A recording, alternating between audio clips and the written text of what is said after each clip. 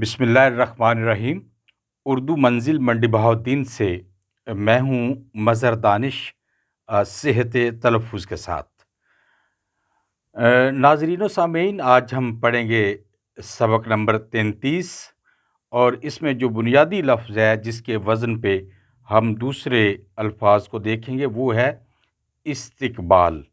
اور اس میں جو حرکات و سکنات ہے، جو اس میں حرکات استعمال ہوئی ہیں، جو سکنات استعمال ہوئے ہیں، ان کی ترتیب کچھ اس طرح سے ہوگی۔ پہلا جو حرف ہے وہ مکسور ہوگا، یعنی اس کے نیچے زیر ہوگا، اور دوسرا جو ہے وہ ساکن ہوگا۔ تیسرا پھر مکسور ہوگا، یعنی اس کے نیچے زیر ہوگا۔ چوتھا ساکن ہوگا۔ پانچواں مفتوح ہوگا، یعنی اس کے اوپر زبر ہوگا۔ چھٹا اور ساتواں جو ہے وہ ساکن ہوگا، یعنی استقبال۔ اور باقی تمام کے تمام جو الفاظ ہیں وہ اسی وزن پر آئیں گے۔ تو آئیے دیکھتے ہیں باقی الفاظ کو بھی۔ استقبال، اسی وزن پہ استحصال، استدلال، استدلال نہیں ہے، استدلال، استعمال، استقبال نہیں ہوتا، عمومی طور پر ہم ایسا پڑھ دیتے ہیں، لیکن یہ ہے استقبال۔ اسی طرح استقلال پڑھ دیتے ہیں، یہ ہے استقلال۔ استیصال، اضمحلال، یعنی مضمحل ہونا، قوا کا جواب دے جانا، اعصابی طور پر تھک جانا۔ اضمحلال، استحضار، استغفار، استفسار، یعنی سوال کرنا، پوچھنا، معلوم کرنا، استفسار کرنا۔ استقرار، استکبار،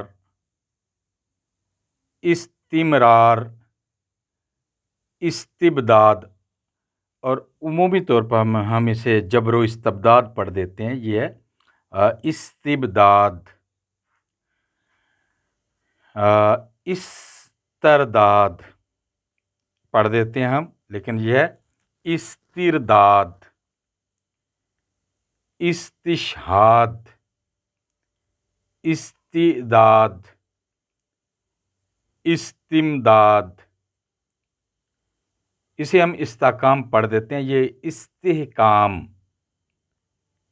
اسے عمومی طور پر ہمارے ہاں استفہام پڑھا جاتا ہے، یہ بھی استفہام۔ استقاق، استغراق، استغراق نہیں ہے، استغراق ہے۔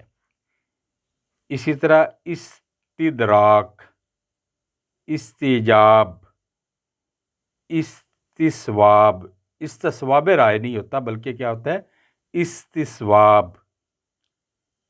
استخراج، استنباط، استغفاف، استخلاص، استحسان، استعفاء، استغنا، استغنا نہیں ہوتا، استغنا، استفتاء، استثناء، یہ استغنا اور یہ استثناء۔ استنجا۔ سامعین محترم، یہ وہ الفاظ تھے جو استقبال کے وزن پہ تھے، اور بھی بہت سارے الفاظ ہو سکتے ہیں۔ تلاش کرنے سے، جستجو کرنے سے آپ اپنی ایسے الفاظ کی فہرست میں اضافہ کر سکتے ہیں۔ اگر آپ ان الفاظ کو بھی یاد کر لیں، میں نے شروع میں بھی کسی ایک ویڈیو میں کہا تھا کہ اس کا طریقہ کار یہ ہے کہ آپ ایک لغت لیجئے، اچھا سا لغت، اور یہاں سے جب آپ لفظ سیکھتے ہیں، ان کا تلفظ سیکھتے ہیں، ایک تو اس لغت سے بھی دیکھیں اور پھر ان کے معنی تلاش کریں۔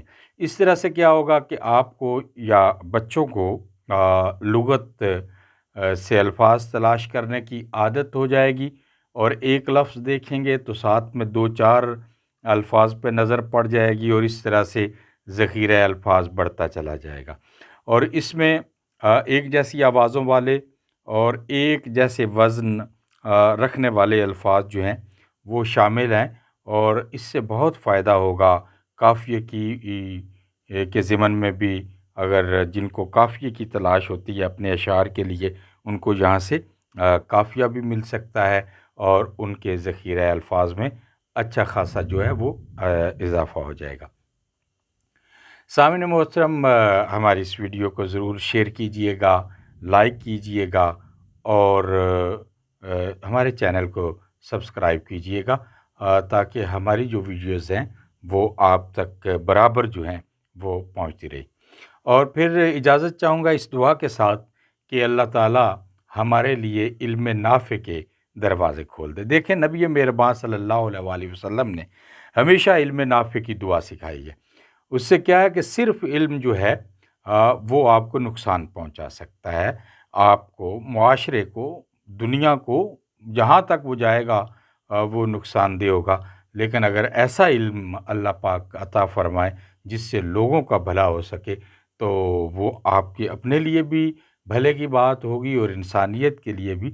اس لیے جب بھی کچھ سیکھنے کے لیے آپ بیٹھیں تو اللہ تعالیٰ کے سامنے اپنے دامن کو پھیلا دیں اور علم نافع کی دعا فرمائیں۔ آپ دیکھیے، نبی مہربان صلی اللہ علیہ وآلہ وسلم نے کہا کہ میں جو ہے وہ علم کا شہر ہوں، انا مدینۃ العلم۔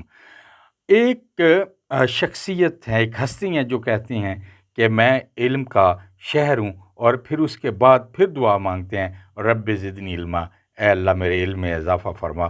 تو علم کی کتنی بڑی طاقت ہے جس کو نبی مہربان صلی اللہ علیہ وآلہ وسلم نے اضافے کے لیے اس کے لیے دعا بھی کی۔